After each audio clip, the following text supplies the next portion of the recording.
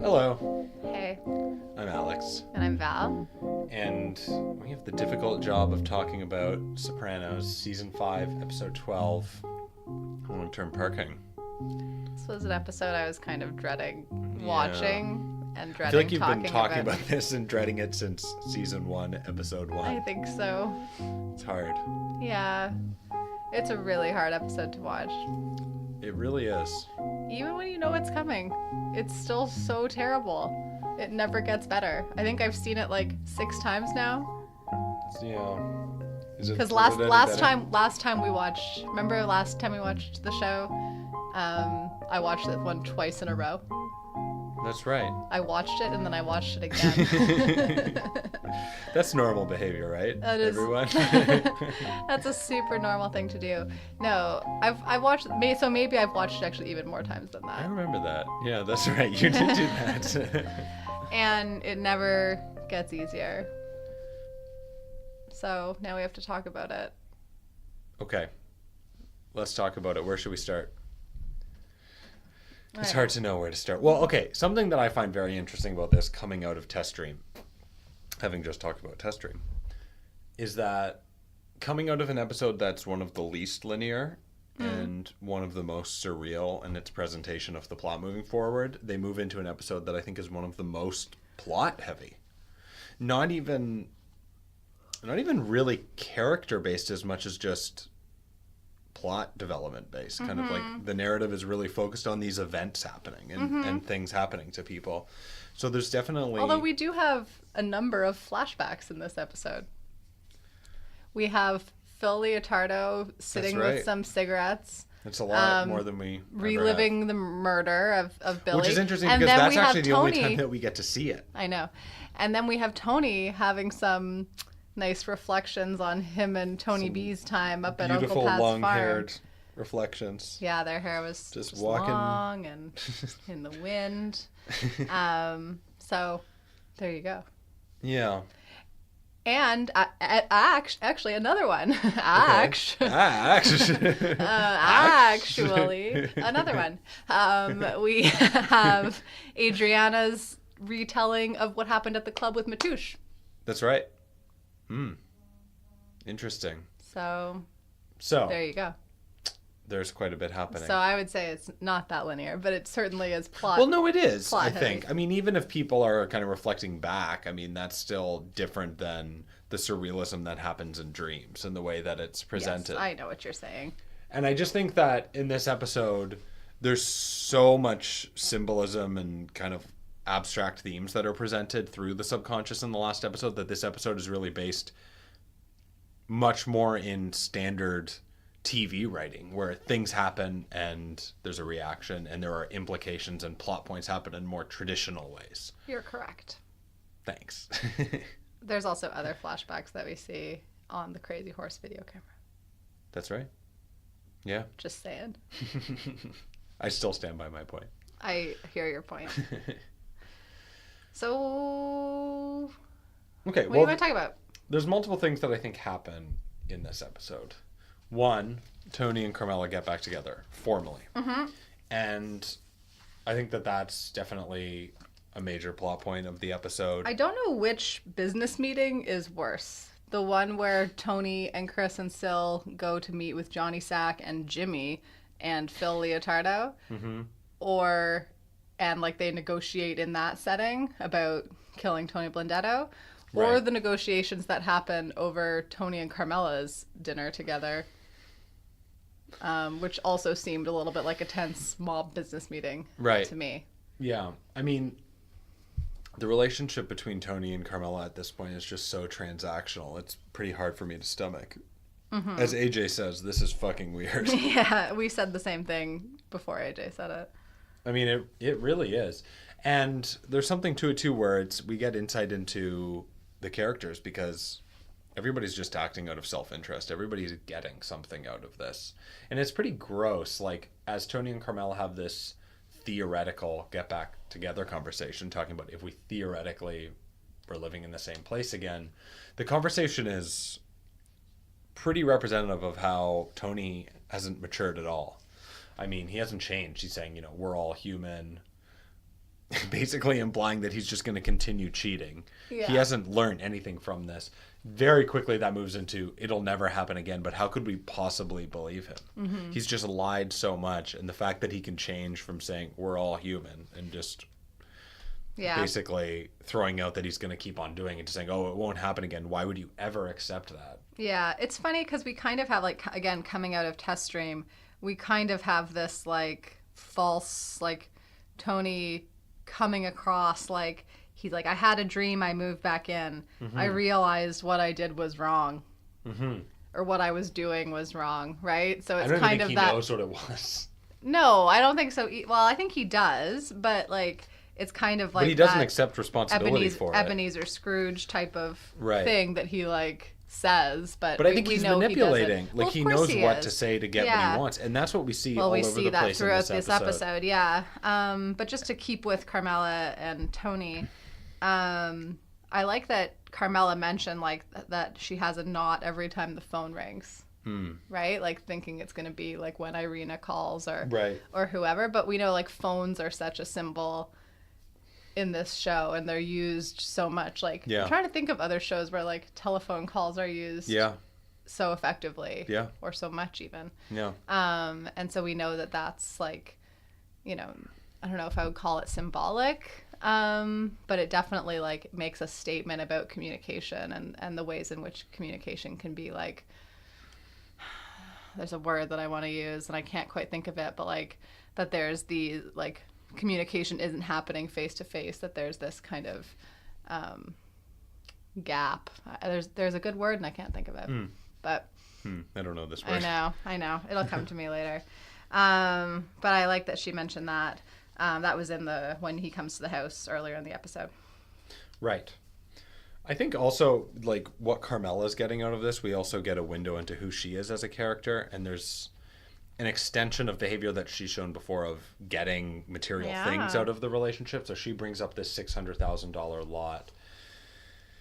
And in the end, the last thing that Tony says is, my midlife crisis problems will no longer intrude on your life anymore. And that's basically the transaction that Carmela accepts, which is such bullshit. I mean, obviously, he might as well state, I'm going to keep on cheating. Well, like, basically, he's saying, like, they're not going to call the house anymore. That's kind of what, like, it won't intrude on her life anymore. Right, but it's still going to happen. Yeah.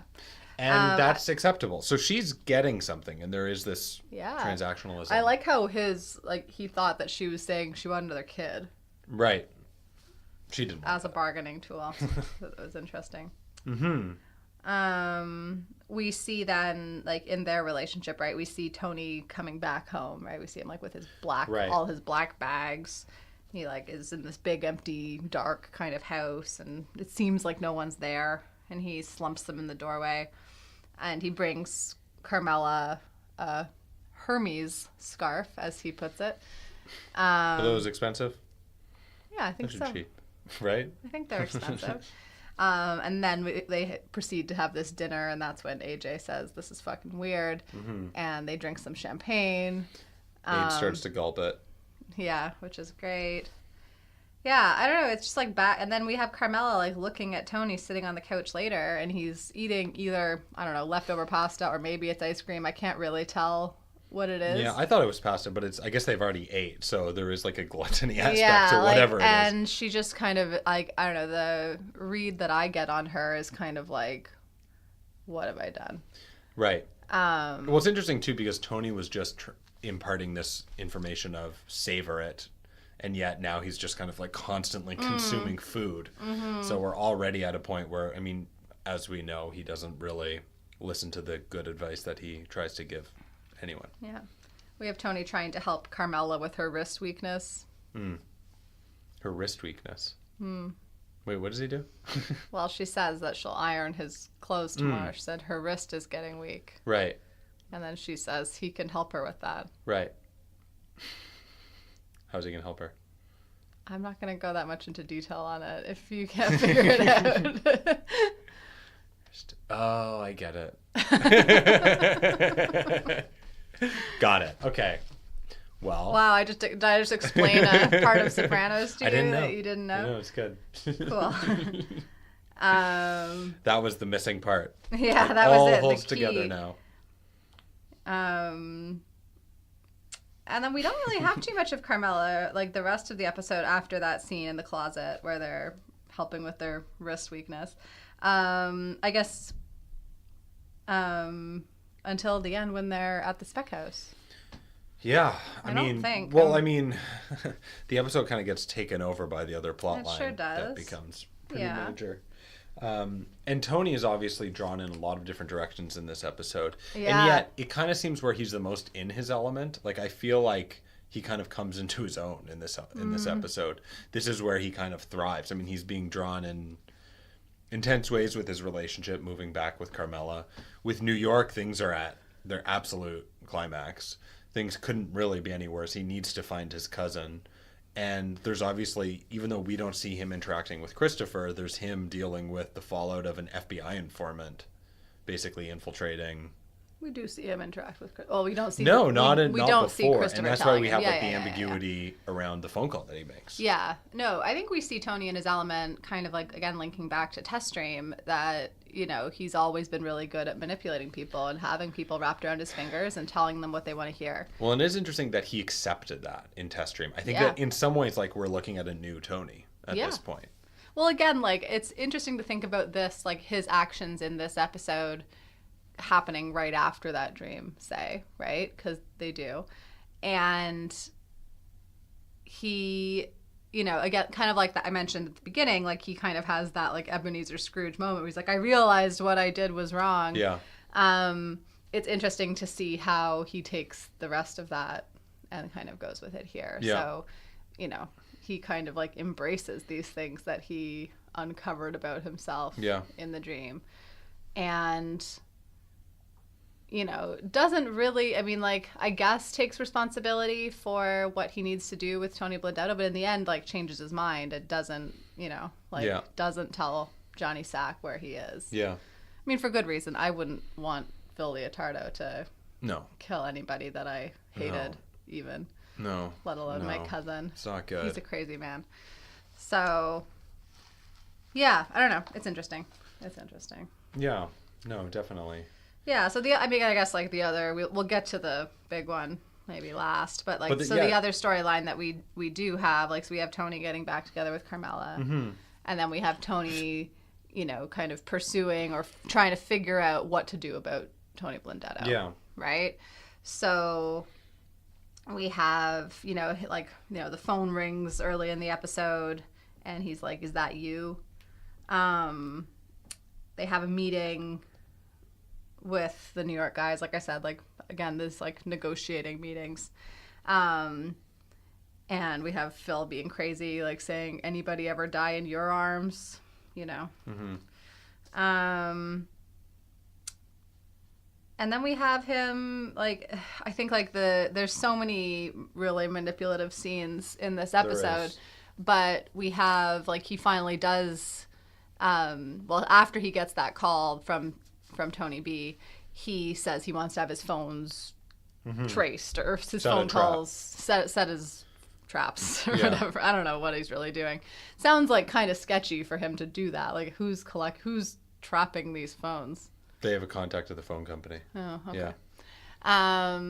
Anyways, but we have him, like, say he's going to tap these phones. And then when he finally does connect with Tony B, he kind of says, it's like, that's such an interesting phone call, right? Like, he kind of does say all the right things. Like, he was going to say, like, I'll take care of your boys for you, right? And then Tony Blundetto was like, well, I was just about to ask that. Yeah. And he's like, well, what else can I do for you? Like, he kind of then turns it on him, right? Right. But then the key here being that I think, like, then he tells Tony Blundetto about 17 years ago. And that it's even. Think of himself And he as thinks even. of it as even. And I think Tony Blundetto would have gotten off the phone and thought that he was going to be fine after that. Yeah. And then we see Tony right away call the phone company and trace the call. Which for me, is really showing Tony at his most Machiavellian. And I think that the fact that he's using that guilt now as a weapon, he's learned to weaponize this thing that was tearing him up to achieve something that will benefit him, is in some ways kind of maybe something new. Like that's like a new low for him. Yeah. Or maybe like a new high, I guess, in terms of like his leadership of the mob abilities, because it is effective. I mean, it seems to all be falling into place. And that's kind of what I was saying. Like, even though everything is kind of falling out of control at this point, he kind of is acting in a way that is pretty astute as a leader, even though it's really messed up and manipulative. Yeah. He doesn't seem to be really able to manipulate Johnny Sack. No. And he never really has been able to. No. All that much. That phone call that he gets from Jimmy. Mm-hmm. I'm like, what does that even mean? Like, always, those phone calls are the ones that trip me up the most. I'm like, that one like, is particularly confusing. I should have gone back and put the captions on for that one, because I was His like, son's in a tennis match, I think, but he's out. One of them's out. It was a lot. It's tough, yeah. It was a lot. Just basically, like, they could have been like, Johnny's boss now.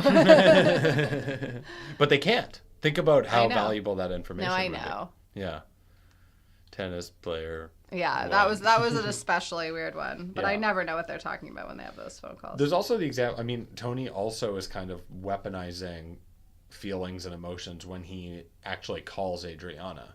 So I mean, the fact that why are we getting there already? We haven't gotten to just that yet. no, I don't want to talk about Adriana other than just like another example of Tony weaponizing these kinds of feelings that other people are feeling, reading other people, and concocting a story that basically plays off of that. Yeah, it's super convincing. Yeah, no, it's super convincing.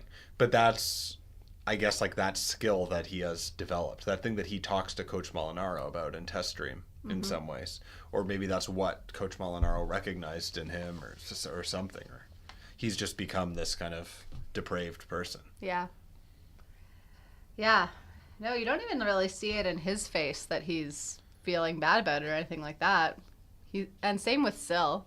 No, and that's know? the thing. Like, he's so torn up about Tony Blundetto in this episode and this season, but when it comes to Adriana, it just seems to happen so immediately. Yeah.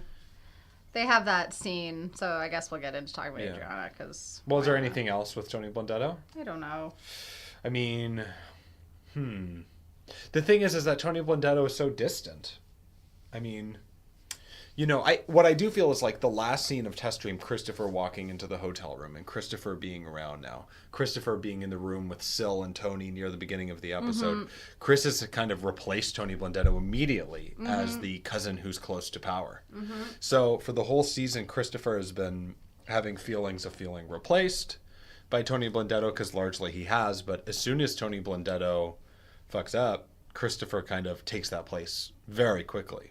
So yeah, well, we have him being like so upset though about that, right? Because like, you know, even though he's back in the fold with Tony, Tony's like making him partner with Paulie on the cigarette deals or whatever. Yeah, and he's like, and he says that basically, he's like, he like has to think so hard about what to do with Tony Blundetto, but he never has to think about what he's gonna do to me. Yeah. And he's like, fuck this piece of shit, I'm done. He's drinking vodka. And he's like, Tony, my cousin Tony, the guy I'm going to hell for. Mm-hmm. Which is a pretty strong statement. Yeah. Yeah, no, it is. And also, like, it is picking up on... It's interesting because things aren't sequential at this point of the season. Like, last episode of Test Stream, we kind of diverted from some of the things that were happening in Cold Cuts.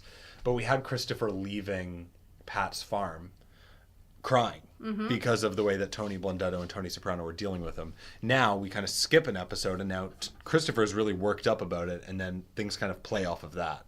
So things don't happen in a sequential order in the episode in terms of episode to episode, but those things have played into Christopher's feelings and how everything is kind of transpiring right now. In fact, even that in an indirect way is playing into the fact that the FBI thinks that they can leverage Christopher against the mob because of where he currently stands against the senior management. Yeah. Also, I think in a previous episode, I called Uncle Pat, Mark Margulis, and it's just not. That's just not who it is. It's just another person. I think I just messed up. So sorry, everyone. I messed up. I saw the credits, and that's what happens when you get too ambitious with naming people. Val's staring at me. She just doesn't care about that kind of stuff. I deserved it. She thinks I deserved it for talking about who people are. Sopranos trivia is not what we're here for. No. You can go other places for Sopranos trivia. There's lots of podcasts who will give you Sopranos trivia. Feel free to listen.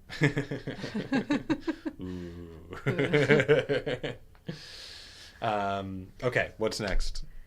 I guess we have to talk about Chris and Adriana. Okay, let's talk about them. Michael Imperioli plays Christopher. Yeah. So Michael Imperioli. Well, I guess like just to kind of start it off, right? Like we know that Adriana's not feeling well again, right? Like this is flared up for her. And she and Tony have this moment of connection, right? So we saw in Irregular Around the Margins, Irregular Around the Margins, that she and Tony connected over this. Like they both had something wrong with them. Yeah. And so I think like, you know, I'm not going to say like the connection between Tony and Adriana is super deep or anything like that, but we have been shown in past episodes the connections between those two characters. Yeah. And so I think that's important that she's then not feeling well again, and Tony kind of has his illness under control, right? Like he is in control now. I mean, like there's lots going on, but like he's back in control of the things going on. Adriana is really losing control. Yeah. She's wearing this tiger suit, which I think, I don't know, kind of like going to some of like the animal imagery and stuff like that. That there is this aspect of, I don't know, like innocence and naivety in some ways, right? Like we sometimes see animals being used in that way. And, you know, Tony leaves and tells her to feel better. And then when Chris, like the scene we were talking about where like Chris is so upset about this cigarette deal and he's like, you know, Tony, the guy I'm going to hell for, you know, we see her kind of getting this idea again that maybe this is a good time to get out. And then of course she gets pulled in by the FBI over the Crazy Horse camera footage. And then we hear this story of the death at the Crazy Horse. We see Chris then like being upset, you know, like not knowing where she is, calling her, going to her machine and stuff like that. Once she does get home, of course, that is maybe one of, well, I mean, there's all bad scenes in this episode between the two of them, but when she does get home and she's wearing a robe and she sits down on the couch to tell him what it is that's going on, and he thinks it's a guy, you know, and she's like, I have to get through this, and she tells him what's been going on, and his face, I mean, like Michael Imperioli, his acting in that scene is insane. Is really insane. And you kind of think like because we've seen him in this episode and in past, you know, like he always kind of has this tenuous relationship, right? Like he kind of always thinks that he's owed more than he gets. And we kind of think he might kind of crack or break like in those scenes. We can't really read his face. And then it's when he gets up and punches her and then is choking her. Yeah. That's one of the harder to watch. It's also, I mean, there's been domestic violence between those two before, but that's more extreme than we've ever seen. I mean, especially by the point it goes to the choking. And I mean, that was a long time to choke someone for. And it's like then he's like, I fucking loved you. Yeah. And then he's like, when he's crying, he's like, what are we going to do? That's like, that's such a, and Adriana's then comforting him. Yeah. It's really a lot. Yeah. It's really a lot. Yeah, no, that scene where Adriana is then consoling Chris, like the fact that she can't stay away from him and is drawn to him in that way, it does reveal something about their relationship. Yeah.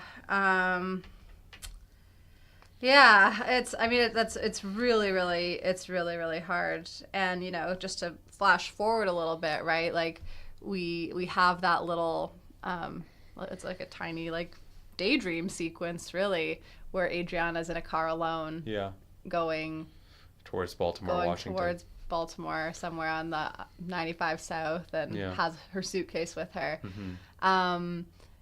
And I don't know if we ever really have a possibility of Adriana doing that. Like, I don't know if she ever would have left without Chris. Right. And she probably should have. I mean, yeah, probably. I don't know where it would have ended up for her, but, well, better than what happened, probably. Yeah. So anyway, so after that scene, even right, like he's like, what are we gonna do? What are we gonna do? The next time we see Chris and Adriana, it seems to be like the next morning. Mm-hmm. They haven't slept. Yeah. It's kind of vague, but he's saying like he could write his memoirs. They could have a fireplace. Yeah. He's gonna go out and get cigarettes, and the last thing he says to her is, "I love you, baby," and she says, "I love you," and he leaves. Which, like, again, like, knowing what's going to happen this episode is also really, really hard to watch. Yeah. But you still kind of think, even when you're watching it for the millionth time, like, you're still kind of like, does he know now what he's going to do? Right. And I don't think he does. I don't think he does. We see him at the gas station, right? I think he's confused, yeah. And I think that we can see it on Adriana's face as he's leaving. She's worried about him leaving because as soon as she's not present with him, I think she recognizes that there's greater risk that this cannot go the way she wants it. He's kind of like stroking his car, which he loves so much, right? He's at the gas station. He's kind of like petting his car. And I had forgotten about him seeing this family. Mullet man. This mullet family coming out of the gas station. And you were saying, like, it's something that a lot of Sopranos fans really don't like. I kind of forgot about it. I don't know. I felt like I don't know. I don't know what he was kind of thinking about that scene. Like, was he seeing him and Adriana as being like that? I don't know. Like, I don't really see that. Yeah, no, I think it's like, it's very simplistic, actually. I think it's that, it's that he didn't want to be that guy. Yeah. Who he saw as like a loser with these kids, and that's not the life that he wanted. It's very like last scene of Goodfellas. Yeah, I don't know. Like, but I wonder if it's that, or if it's just like, or if it was something more about family, like betraying his family. Maybe. Because I do feel like it's kind of too simplistic. Mm-hmm. Like, I don't know. I just take. Don't see it. Like, I don't know. Mm-hmm. I don't know. No, that's an interesting take. It just doesn't. I don't know. It doesn't sit. It doesn't sit well with me. Just as like, oh, those people are losers. Because like, it doesn't. I don't know. I don't track. Mm-hmm. How he kind of like gets from point A to point B on that. Well, and I think that's the criticism that I've heard is that it's too quick of a character change for something that significant for him to just see a guy with a mullet and his wife and kids driving in at a gas station, and that would be the thing that seals the deal for Adriana and makes him have this pivotal realization and change the course of everything. Yeah. But that's interesting to take on family. I don't know. That. I'm just like trying to make a case for it, maybe. Yeah. But then we see Aid packing. It's almost 1 o'clock, right? Which is kind of her deadline, right? And the phone rings, and that's that call from Tony, where he's like, I don't know how quickly he would have come up with that story. Like, he's pretty good at it. It's so, I mean, it's just so wild. Even just like down to little details and like the way he says it, like it's like you can hear emotion in his voice. Yeah. He provides like little details about it, like his mom's on her way right now, but like it's just like really thought out and convincing. And then right after that we see her, like I said, that little daydream sequence in the car. We do see, like, it's interesting, like she does still have like the bruises on her in that daydream sequence, so we think it's kind of real, right? Like, like, oh, she's driving. Yeah. But then we see she's actually in the car with Syl. We see a lot of imagery of trees as we're driving by. Yeah, we'll talk kind about of that reminiscent of Pine Barrens. Yeah. And the trees that we saw there. And then, which also, like, we've just had so much symbolism of wind through trees being associated to death and the afterlife. It definitely feels like they're being driven to a realm of kind of the eternal and the afterlife, kind of like Pine Barrens acted for Polly and Christopher. Syl's also so convincing, right? Like he's a strong kid. Yeah. Like, Why are you crying? He's gonna be fine. Well, that's an interesting line. I actually wrote that one down Yeah. because she's not, at that point, I think she recognizes what's happening. Yeah, I deep don't know down. when she knows still, even upon watching It's it. ambiguous and you Yeah. could never pinpoint it, but that line, why are you crying? He's going to be fine. Well, everything is always about him or the people in the Yeah. Vaughn family. Nothing. She's always kind of like a second-class citizen Yeah. in their eyes in the way that everything unfolds in The Sopranos. So at that point, I think she isn't crying for him and him going to be fine. I think she's crying for herself. And still doesn't give that any credence. Right. That's what I think. Right. Yeah. There's also like His smile. He has this like creepy smile by almost the end of it, like, and I don't like that because I like to like Syl. I always it's have harder that. after that moment. I know. Yeah, it's a lot harder after that moment, but especially because he calls her a cunt. It's not good. For me, that's well, I guess like then he shoots her, but Yeah, that's probably worse. it's probably worse than that. But there's something about that where he like again he is like kind of jovial and convincing, and then he does that. I don't know. There's something about him there. Yeah. But of course we don't see the death like it's off screen. We hear it. Yeah. And yeah, she's crawling away through these leaves. Yeah. And it's all, I mean, like, yeah, I don't know. And then, so we like, still we don't know, like, at this point, if you haven't seen it before, you don't know, like, well, did Chris go and tell Tony or did they find out some other way? Yeah. Right? Like, Everything's left how very involved ambiguous. is Chris? Which the show revels in, Yeah. but it's really something because you don't have all the details. Yeah. And yet you do. You do. It's all there. Yeah. They just don't spoon feed you everything. Yeah. Everything is implied. Yeah. But then we see Chris packing up Adriana's stuff, right? And throwing it in that marsh Yeah. of some sort. And taking her car to long-term parking. Yeah. And long-term parking, I don't know, like, again, like we talked about it in Test Stream. I think, like, long-term parking is also this, like, kind of afterlife kind of symbol, too, right? Like, that's where you are then Well, for it's eternity. That's also something, interestingly, that was referenced in Test Stream as he arrives at the park No, plaza, and short or long-term that's what I'm parking. saying. We talked about that in the last episode. Yeah. Yeah. So, yeah, and then also, like, the cut right after the murder happens to basically the identical environment where Tony and Carmela are walking through the leaves in the trees. The last scene, you mean? Yeah, in what could be exactly the same place. It could have been Yeah. filmed in And exactly we do the see, same we see spot. trees, we see wind, we see Yeah. leaves. But for me, it's like their relationship and that $600,000 lot is paid for by the murdering of Adriana. Like, there are implications to this lifestyle they have. It's not innocent. There is blood on kind of everybody's hands. Yep. And I think as the show goes on, we realize more and more that it's not just all fun and games. Like, there is a cost, a moral cost, a blood cost. Like, there are people who pay for the life of leisure that, some people have on the top Yeah. of this organization. Yeah, we also see that Chris is getting high again, right? So Yeah. then there's this other collateral, right? Like, he snorted H and is watching some kind of Chevy Chase sombrero Is that movie. the Three Amigos? I don't know. Yeah, that's not my forte. I'm nervous now because I think I screwed one up. So, it's bad. And then Tony, right? Like, Tony slaps and kicks him Yeah. for doing that, which is also pretty violent. It is interesting, like, Chris was really preserving himself, right? Like, he could never, like, he wouldn't have survived if he had been perceived to have anything to do with what Adriana was up to, right? Or, like, that he should have known that something was going on or whatever. So it's kind of shocking in some ways that he gets out with just that. Yeah. Yeah. Yeah. No, totally. For me, it's also, the other thing is, like, Tony's ease of hitting Adriana, putting out a hit on Adriana. Like, he seems to be wrestling with so many things in this episode, and that doesn't seem to be one of them. In fact, we don't even get the luxury of seeing him even think about it. No, Like, the it just only thing happens, wrestling and with he's is so the Tony confident Landetto in the way stuff. that he talks to Adriana and presenting the lie. It does, for me, like, the woman in this show, are kind of, from all the main characters from the ensemble, they don't have the same level of respect and importance.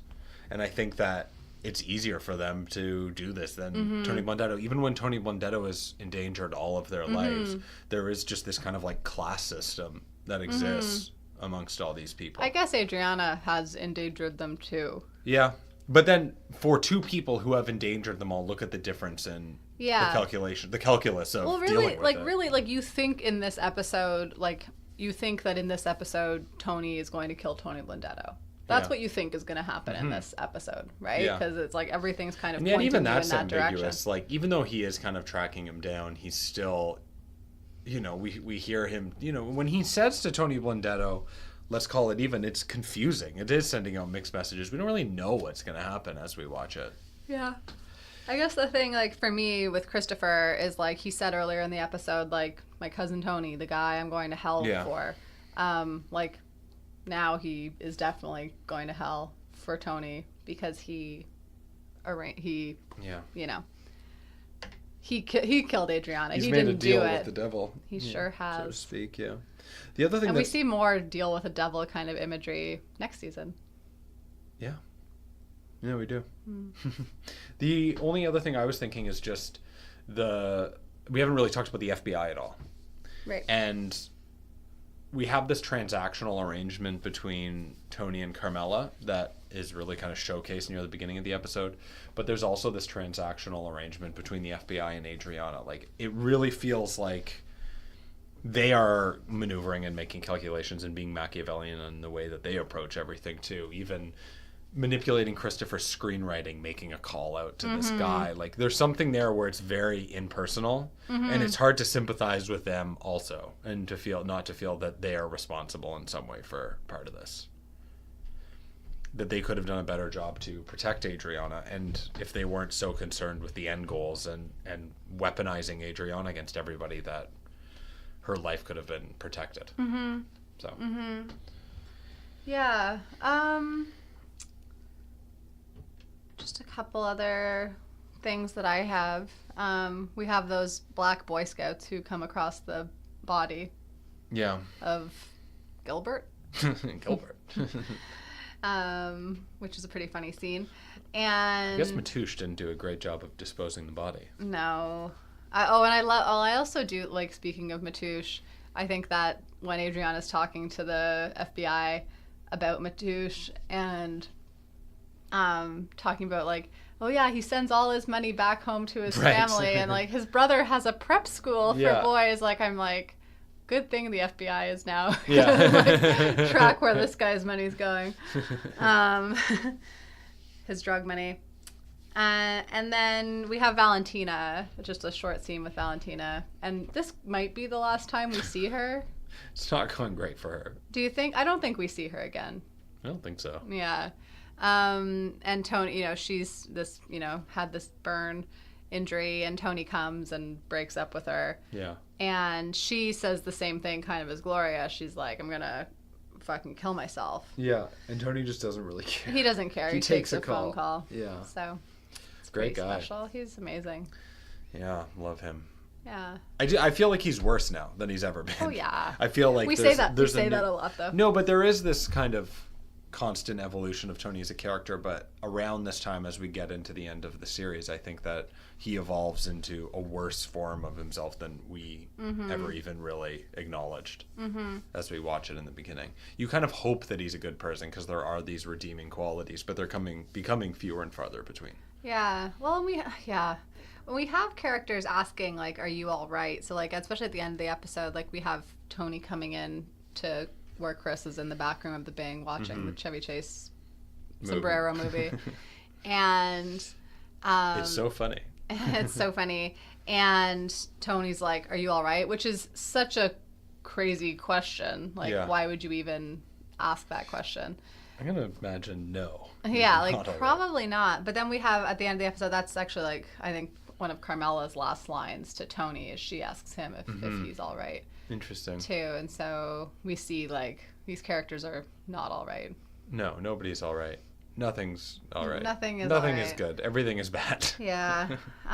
So yeah, I don't know. Like, it's hard to talk about this episode. It's really plot driven, but It's also so out of nowhere. I mean, what happens with Adriana, we never would have expected it, even in the beginning of this episode. yeah.